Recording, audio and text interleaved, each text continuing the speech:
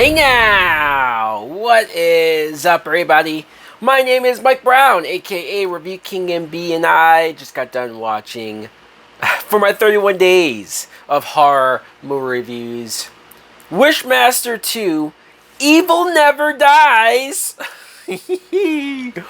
This is a 1999 film that was directed by Jack Shoulder. And I don't know if this was direct to video or if it did come out in the theaters. I don't really know. I probably should have looked that up. But I went into this movie fully expecting to hate it. My bad experience watching that first film, just how let down I was and how convoluted a lot of that first film was at setting everything up. I was not expecting much here. But shockingly, after watching Wishmaster 2, Evil Never Dies, I kind of enjoyed the film. And I know it sounds odd. I know it sounds weird. I know it doesn't even really make sense. But there are things about this movie that, is it a good movie on its own? Probably not, right? But if I were to compare it to the first film, and as far as my level of enjoyment, the things that I was complaining about and what I wanted from the first movie, I kind of got here.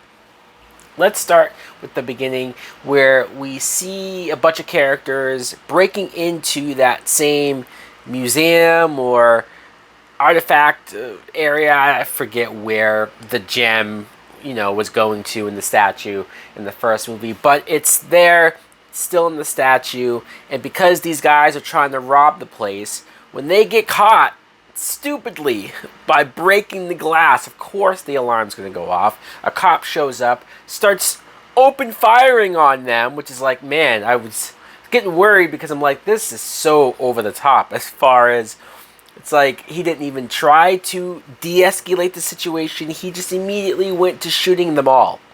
And he kills two of them. But the one robber who gets away, she's the one that breaks the statue, releases the red gem where the djinn is, and this is how he gets released. And so the whole movie is the djinn, the same guy from the first movie, the same actor. He is now taunting her. He is now getting on her because she now will have to fulfill the prophecy. She now will have to make her 3 wishes in order to unleash hell on earth, I guess. Now, I know that summarizing the premise probably sounds like, well, dude, how does that sound any better than the first movie? First of all, the fact that the main character, the main girl, played by Holly Fields, her whole situation of she was going down a bad path. She was probably mixed in with the wrong people. She ended up being a part of this robbery. And she's the reason why this gem came free. She's the reason why the djinn is out there. And so she is directly involved. I like that. And I also like that the main character starts out in a flawed, bad place, and so that she has room to grow. Maybe I'm giving the movie too much credit. Maybe there wasn't that much thought put into her as a character, but I saw that, especially in comparison to the first movie. No offense to the actress, but the way how she was written, the way how she was involved with the gem didn't make sense. This did make sense, because she was the cause for it getting out there. And then the djinn, it was interesting because the first movie, he's just sort of walking the streets, roaming the streets, granting people wishes, and it's like, wow, that seems pretty, like, for a movie to not maybe spend more time with that, or like, what else is he capable of doing since he is out there in the world? This movie, because the girl is the one who will fulfill the prophecy, right? So the djinn kind of protects her. He, being at the same museum, and when the cops show up, he takes the fall. He says he's the one that killed these people. He's the one that was robbing the place. So they take the djinn, the genie, the devil, whatever the fuck he is. They kind of call him all of that in this movie. He goes to prison to protect her because he thinks, well, I can't have her take the fall and go to jail because I need her. So I'm like, okay, and you actually have the Jinn in prison for like half the movie, which I know sounds dumb. And there was a part of me that was like, is this just going to be the whole movie, him interacting with these prisoners and just being in jail the whole time? But he's there because the movie establishes that he needs to collect 1,000 souls. And it's weird because this was not said in the first movie at all. Or at least he did not have to collect as many souls in order to get the main character to come to grant her wishes, you know, and to help him do what he wants to do. This movie says he has to get those 1,000 souls before she can start wishing. So I'm like, all right, again, inconsistent for that, but at least this movie is establishing that. At least this movie is establishing why he can't do more, why he can't go after this girl, or why he's not going after her, and why she's just having these dreams and nightmares of people getting their souls ripped out or killed or whatever the fuck. So I'm like, all right, I can at least understand the things that are being done. And then you get to a point where the Jinn ends up going to Vegas. And he's going to the casino and because he needs more souls, right? Before he can still do it. And there's so many people that he's able to prey upon on them obviously wanting, wishing to win.